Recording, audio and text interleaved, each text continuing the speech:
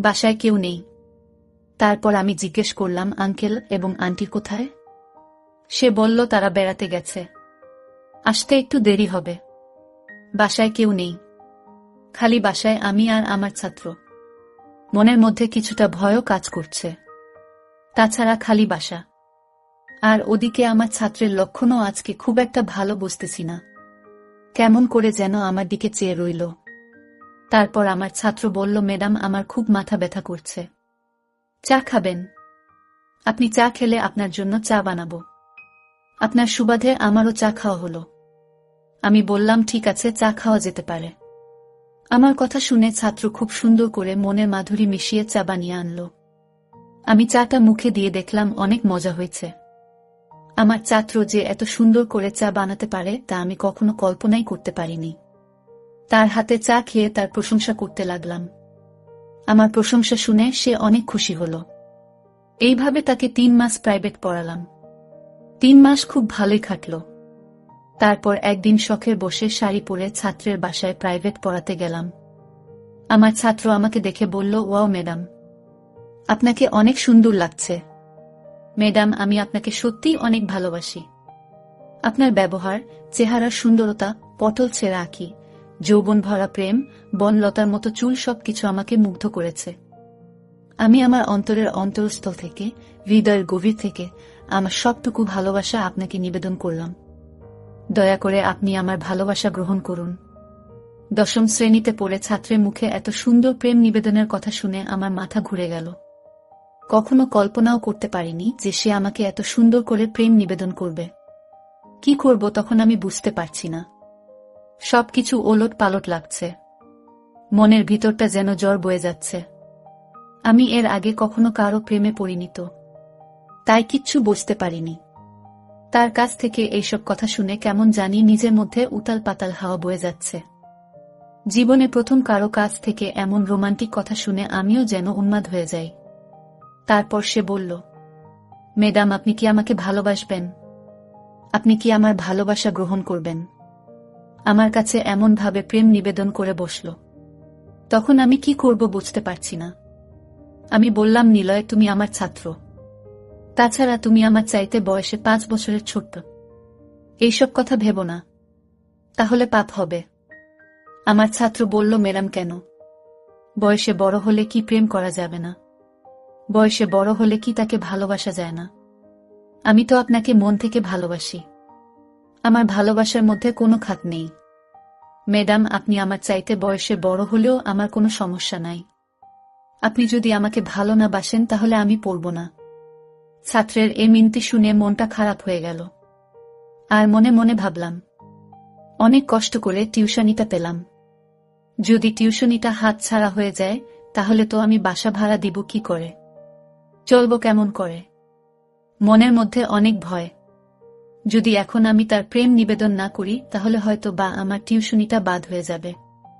নিলয় তার বাবাকে অলট পালট কিছু বোঝাবে।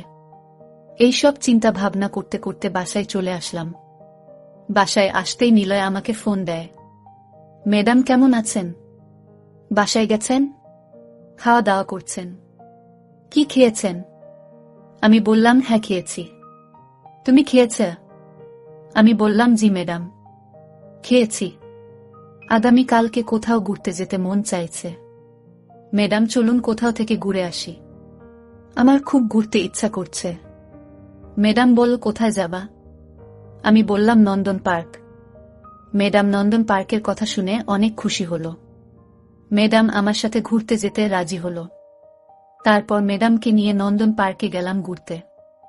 সেখানে অনেক কপতি হাত ধরে চলা, বসে আড্ডা মারা, এসব দেখে আমি ছাত্রের প্রতি আরো ইমোশনাল হয়ে পড়ি।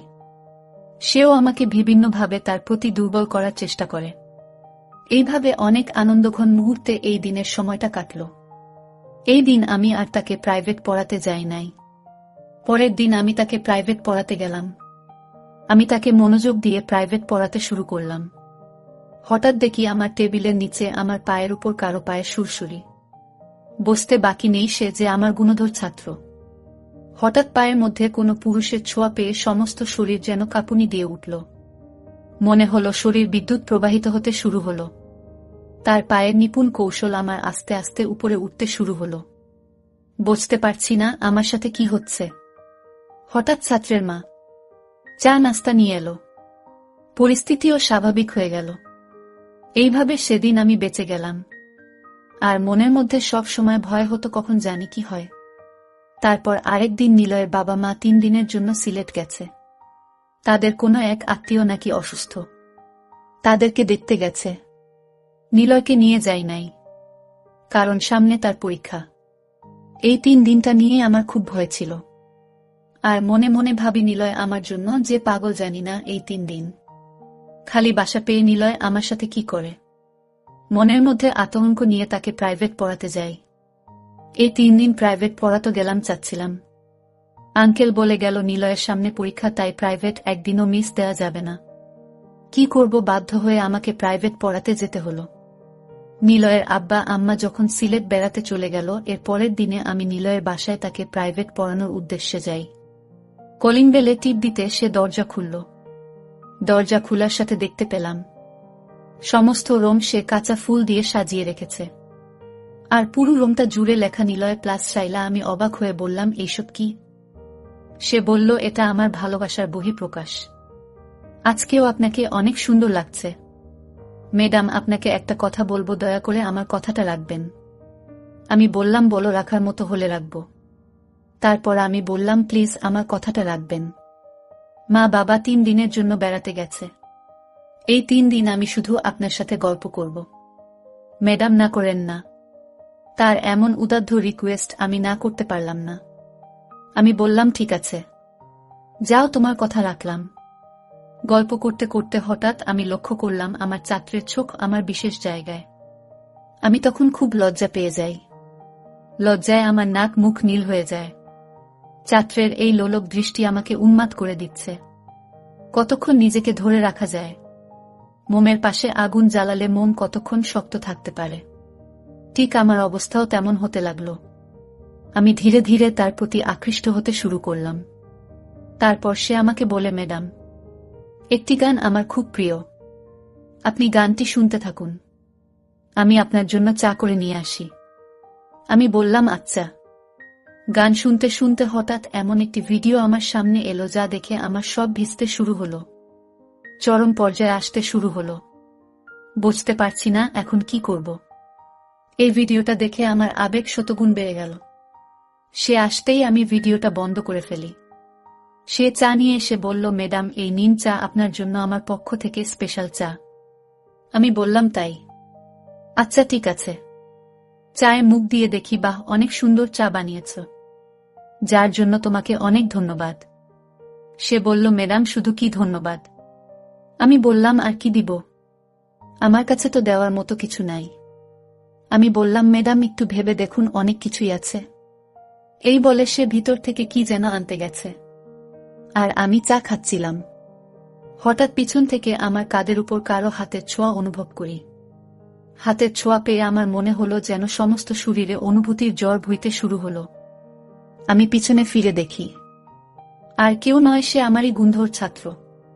তারপর সে আস্তে আস্তে তার হাতে এবং অন্যান্য প্রত্যঙ্গের গতি বিভিন্ন কৌশলে কাজে লাগাতে লাগল। আমি তো তার কৌশল দেখে অবাক। মাত্র ক্লাস 10-এ পড়ে একটা ছেলে কি করে এত কৌশলে একটা মেয়েকে বশ করতে পারে, একটা মেয়ে আবেগের জোয়ারে ভাসিয়ে দিতে পারে।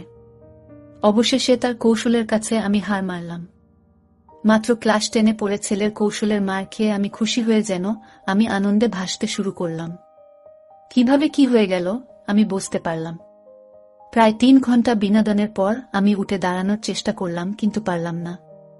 অনেক কষ্ট হচ্ছে, মনে হচ্ছে যেন আমার উপর দিয়ে কাল বৈশাখী ঝড় হয়ে গেছে। খুব কষ্ট করে আস্তে আস্তে বাসায় আসলাম। তারপর 3 দিন পর্যন্ত আর বিছানা থেকে উঠতেই পারছিলাম না। আর মনে মনে ভাবলাম, এত ছোট্ট একটি ছেলে কিভাবে এত কৌশল জানে।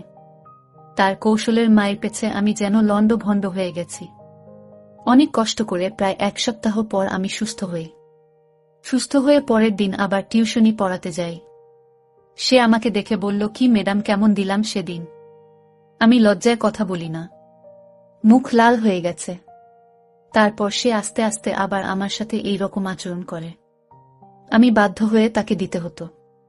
মনে মনে ভাবতাম নষ্ট হয়েছি, একজনের দ্বারাই হই। আর সে যেহেতু আমাকে নষ্ট করছে, সুতরাং তাকেই আমি বিয়ে করব।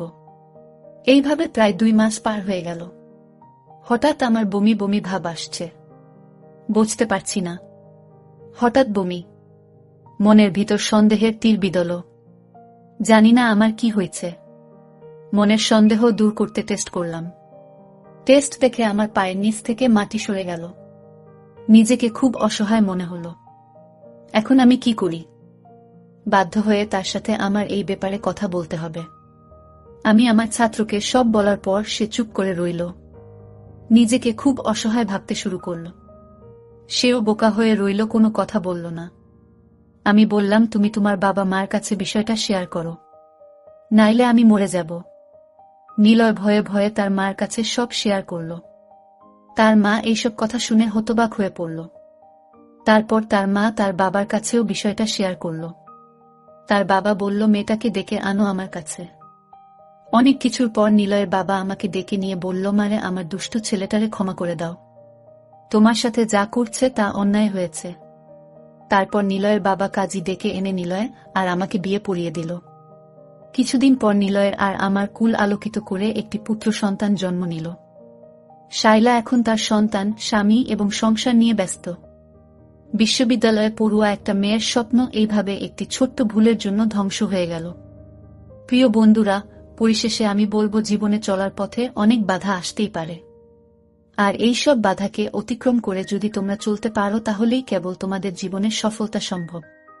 গল্পের শাইলা যদি তার আবেগটাকে কাজে না লাগাত, তাহলে তার সবকিছু হারিয়ে 4 দেয়ালের ভিতর বন্দী হতে হতো না। ধ্বংস হয়ে যেত না তার মা বাবার এবং তার নিজের সারা জীবনের লালিত স্বপ্ন। মহান রাব্বুল আলামিন আমাদের সকলকে সঠিক বুঝ দান করার তৌফিক দান করুন, আমিন। বন্ধুরা, ভিডিওটি ভালো লাগলে একটি লাইক দিন। আর আপনারা যদি এইরকম ধরনের ইন্টারেস্টিং ভিডিও পেতে চান, তাহলে দয়া করে আমার চ্যানেলটি সাবস্ক্রাইব করুন। পরিশেষে আপনাদের সকলের নেক হায়াত কামনা করি। ভিডিওটি দেখার জন্য আপনাদের সকলকে অসংখ্য ধন্যবাদ।